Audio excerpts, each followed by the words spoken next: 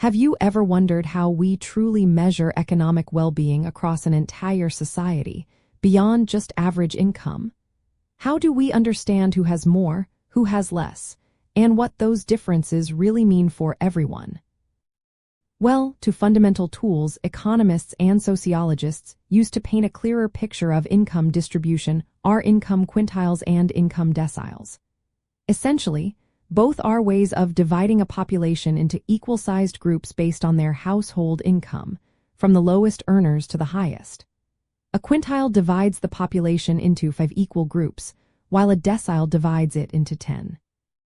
The power of quintiles and deciles lies in their ability to reveal the distribution of resources within a population, offering for more nuance than a simple average. Imagine lining up every household in a country from the very poorest to the very richest. To create quintiles, you would then cut this line into 5 equal sections, each representing 20% of the population. The first quintile contains the lowest earning 20%, the second quintile the next lowest 20%, and so on, up to the 5th quintile which holds the top earning 20%. Deciles work the same way, but they divide the population into 10 groups, each representing 10%. So, the first decile would be the bottom 10%, and the 10th decile would be the top 10%. These divisions allow researchers to see not just the average, but how much income each specific segment holds, illustrating disparities and concentrations of wealth. They also help us understand how policies might affect different income groups.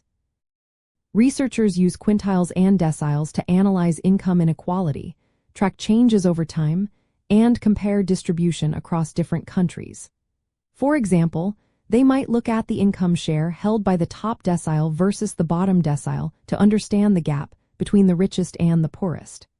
This helps identify if the income growth is concentrated at the top or distributed more broadly. It also allows for the assessment of whether the middle class is shrinking or expanding, which is crucial for socioeconomic stability.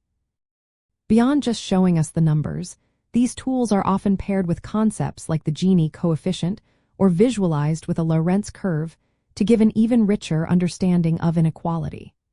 The Gini coefficient, for instance, uses the data from these income groups to provide a single number that summarizes the overall level of income inequality, where a higher number indicates greater disparity. Understanding these divisions helps us interpret complex economic reports and policy discussions, moving beyond generalized statements to concrete data.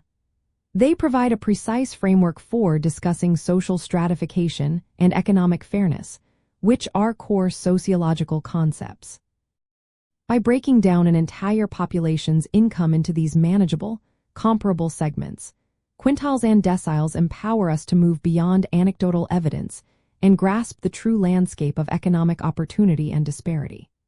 They are essential statistical tools that provide a clear, data-driven lens through which to observe and discuss social stratification, ultimately fostering a deeper understanding of who has resources and why.